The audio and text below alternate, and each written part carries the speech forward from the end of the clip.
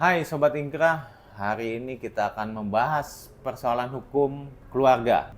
Hari ini telah hadir bersama saya di studio Ingkrah Podcast bersama Bang Rijaldi atau Bang Iyang.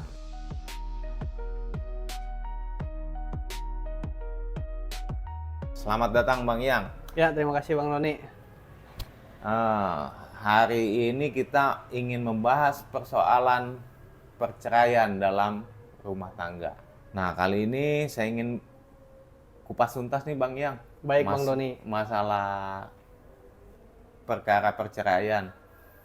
Nah, di sini saya ingin menanyakan, apa sih Bang perbedaan cerai talak dan cerai gugat dalam peradilan agama?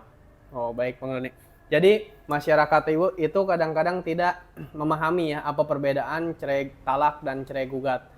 Jadi cerai talak itu yaitu cerai yang diajukan oleh pihak suami atau laki-laki. Sedangkan cerai gugat itu adalah cerai yang diajukan oleh si istri atau perempuan gitu Bang Doni. Nah, kalau untuk perceraian sebagai non-muslim itu seperti apa Bang? Kalau non-muslim itu biasanya diajukan di pengadilan negeri Bang Doni. Jadi beda ketika muslim dan non-muslim. Ketika muslim itu diajukan di pengadilan agama. Sedangkan non-muslim, dia perceraiannya diajukan ke pengadilan negeri Bang Doni. Oh, baik. Kalau dalam gugatan perceraian itu bisa nggak sih Bang diajukan sekaligus permohonannya dengan hak asuh anak, terus gonogini, sama nafkahnya itu bisa sekaligus nggak Bang? Sangat bisa sebenarnya Bang Doni. Apalagi ketika perempuan itu supaya tidak merasa dirugikan.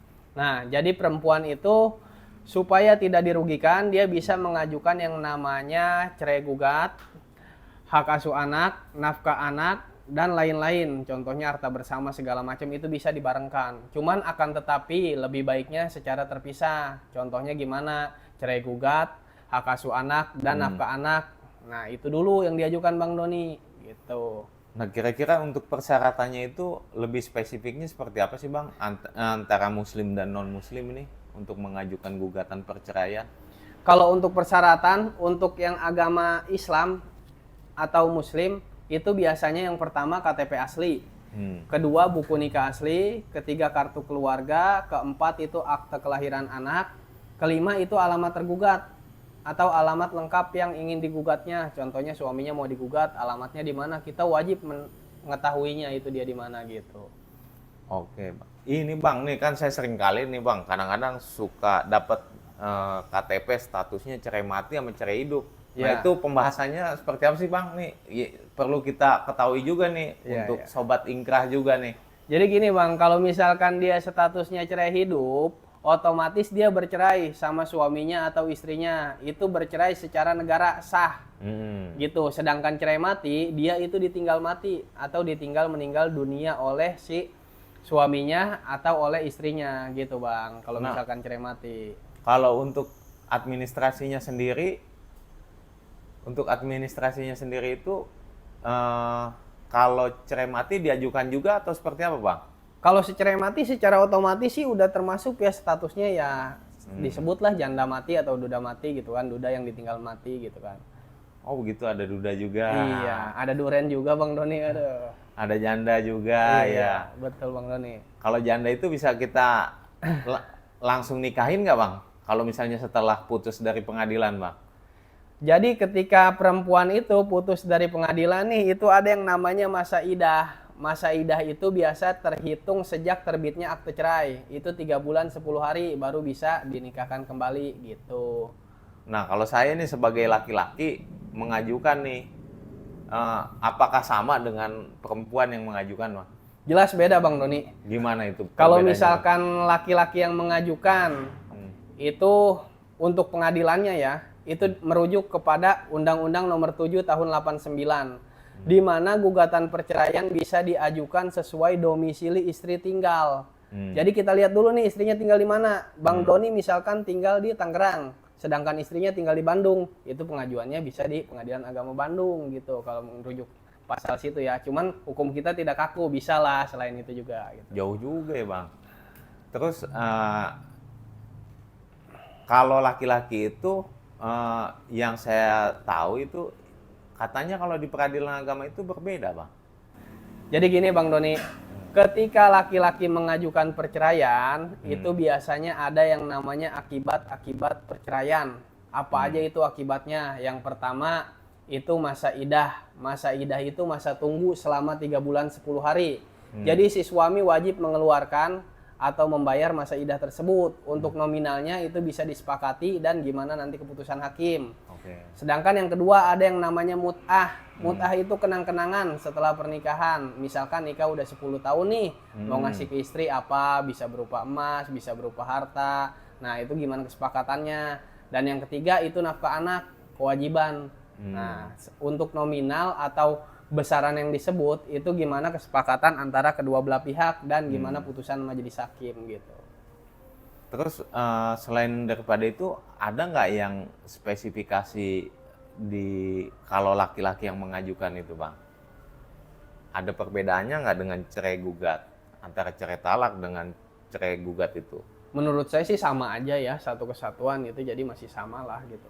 Soalnya banyak netizen atau teman-teman pernah menyampaikan kok laki-laki suka ribet, Bang, kalau ngajuin itu. Betul. Nah, ribetnya itu di mana, Bang? Jadi begini, ada pembeda antara cerai gugat dan cerai talak ya. Cerai gugat itu cerai yang diajukan oleh istri. Ketika emang proses persidangannya berjalan, itu ketika sudah putus, jika perempuan sudah cukup sampai di situ. Cuman ketika laki-laki mengajukan perceraian, itu ketika putusan dari sidang putus. Nah, dari putusan itu ada yang namanya sidang lagi, yang namanya sidang ikrar talak gitu, Bang Doni. Kalau kitanya nggak ikrar, berarti bisa jadi nggak jadi cerai dong, Bang? Perkara itu bisa gugur gitu, Bang Doni, ketika kita tidak gitu. mengucapkan ikrar talak di depan majelis hakim. Gini, Bang, saya ada contoh kasus nih, Bang. Jadi gini, sepasang suami istri menikah nih secara muslim. Nah, lalu kemudian hari salah satu pasangan tersebut itu pindah agama, Bang. Nah, kemudian mereka sepakat untuk bercerai. Nah, untuk perceraiannya itu cara mengurusnya, pengajuannya itu seperti apa sih, Bang? Kalau saya boleh tahu nih, Bang. Pertanyaannya menarik ya, Bang Doni ya. Jadi gini, kita ambil di dasarnya aja. Dasarnya apa? Dia menikah secara apa? Jika memang dia menikah secara syariat Islam, ketentuan hukum Islam, itu otomatis dia mendapatkan yang namanya buku nikah. Nah, ketika dia mendapatkan buku nikah dan dia ingin bercerai, salah satunya itu keluar dari Islam atau murtad ya, itu bisa mengajukan ke pengadilan agama. Jadi kita balik lagi merujuk ke dasarnya. Dasarnya dia menikah secara apa? Kalau misalkan dia secara Islam, otomatis kita mengajukannya ke pengadilan agama. Itu ada yang namanya, jadi bukan cerai talak, cerai gugat. Jadi dia jatuhnya memfasahkan pernikahan si A dan si B. Jadi pernikahannya dihancurkan gitu, Bang Doni. Terus kalau untuk non-muslim sendiri itu apakah sama itu, Bang? Atau ada pembedaannya? Yang jelas beda. Kalau misalkan non-muslim, dia biasanya agak ribet, Bang Doni. Dia harus melalui proses mediasi berkali-kali, segala macam gitu. Cuman jangan khawatir, jika memang di sini teman-teman pada sibuk dan nggak bisa ngurus ya terkait perceraian, insya Allah lah Lembaga Bantuan Hukum Anggrek Bulan bisa membantunya gitu, Bang Doni. Nah, Lembaga Bantuan Hukum Anggrek Bulan ini di mana sih, Bang, posisinya? Posisinya Kantornya? letaknya itu nggak jauh dari Pengadilan Agama Tiga Raksa ya. Dia berkedudukan di samping Masjid Al-Amjad, Bundaran situ, Bang Doni. Samping Alfamart dia. Berarti persis. dekat Kodim juga ya? Pas Dekat bundaran di situ, pertama Bang itu, Doni. Bang ya? Ya. Kalau dari arah Curug. Ya, silakanlah bisa dikonsultasikan, yang mau lewat segala macam silakan. Yang punya masalah hukum, bingung mau kemana, bisa datang ke sini, bisa konsultasi secara cuma-cuma gitu. Bang, ada sobat ingkrah nih menanyakan, Bang, terkait proses pisah rumah. Itu benar nggak sih, Bang? Harus 6 bulan itu pisah rumah, Bang, untuk mengajukan perceraian di peradilan agama? Begitupun sebaliknya di peradilan negeri, seperti apa nih untuk non-muslim, Bang?